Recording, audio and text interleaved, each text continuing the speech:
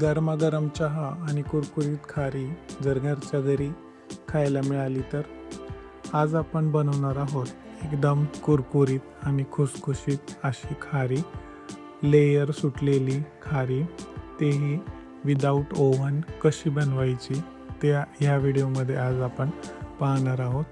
एकदम सोप्या पद्धतीने निवडक साहित्यामध्ये ही खारी आज आपण बनवणार आहोत. चला तर मग रेसिपीला सुरुवात करूया. त्यासाठी एका भांड्यामध्ये 1 कप मैदा घ्यायचा आहे. त्यानंतर त्यामध्ये 1 चमचा ओवा हातावरती रगडून टाकायचा आहे. चवीपुरतं मीठ आणि पिठाला मोहन येण्यासाठी 1 मोठा चमचा तेल घालायचा आहे आणि हे सर्व एकत्र करून घ्यायचं आहे.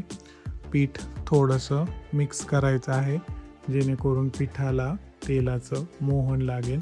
यानेच आपली खारी खुसखुशीत व्हायला मदत होते. त्यानंतर याच्यामध्ये थोडं थोडं पाणी घालून पिठाचा गोळा मळून घ्यायचा आहे.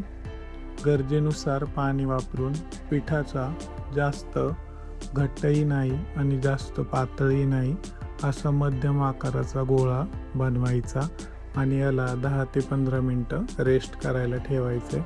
त्यानंतर साठा बनवण्यासाठी एका भांड्यामध्ये 2 चमचे तूप, 1 चमचा मैदा, 1 चमचा कॉर्नफ्लोअर घ्यायचा आहे आणि हे सगळं व्यवस्थित मिक्स करायचं आहे. आणि इथं आपला साठा तयार आहे. हा जो साठा आहे तो आपण खारी बनवताना वापरणार आहे. याला आता बाजूला ठेवूया.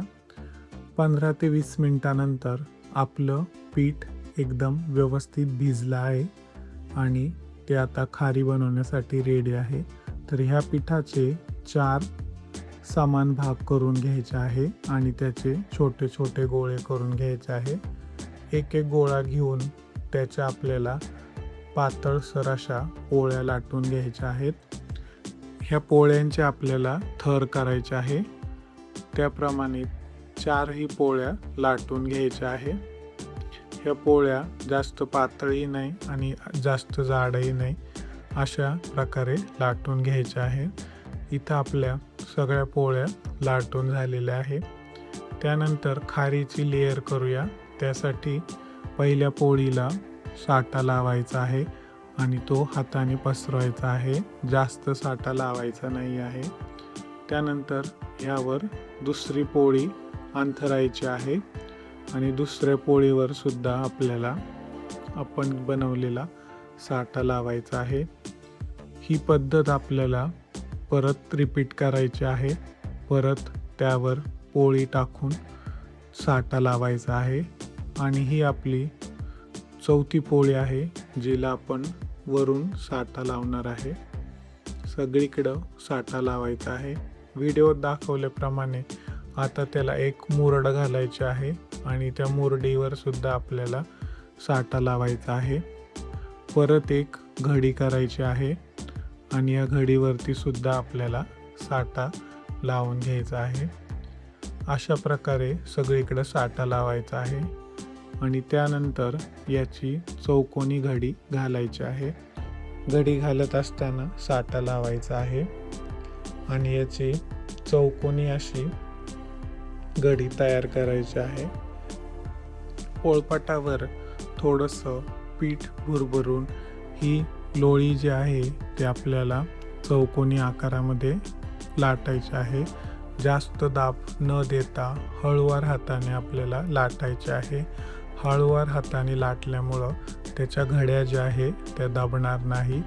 आपली इथं चौकोनी आकारात पोळी लाटून तयार आहे.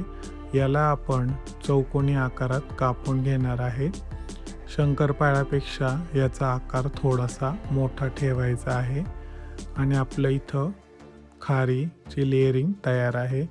इकडं तेल जे आहे ते आपण मध्यम आचेवर गरम केलेलं आहे. मध्यम गरम तेलामध्ये सर्व खारी एक एक करून आपल्याला सोडायचे आहेत आणि त्याला अधूनमधून हलवायचं आहे. गॅसची फ्लेम ही आपल्याला लहानच ठेवायची आहे. लहान आचेवरतीच आपल्याला याला तळायचं आहे. तरच हे पूर्णपणे तळून निघतील. आपली इथं खारी तळून झालेली आहे. आपण आता इथं बाजूला काढू. तुम्ही बघू शकता आपली खारी जी आहे एकदम कुरकुरीत आणि लेयर सुटलेली खारी तयार झालेली आहे. सकाळचा किंवा संध्याकाळच्या गरमागरम चहासोबत ही खारी तुम्ही खाऊ शकता. एकदम बाजारसारखी खारी घरच्या घरी बनवल्याचा आनंद हा वेगळाच असतो. ही खारी तुम्ही घरी आधी कधी बनवली आहे का हे मला कमेंट बॉक्समध्ये नक्की सांगा. चॅनलवर नवीन असाल तर चॅनलला लाईक, शेअर, सबस्क्राईब करा. अशाच नवनवीन व्हिडिओ पाहण्यासाठी स्वादयोग रेसिपी सोबत जोडलेले राहा.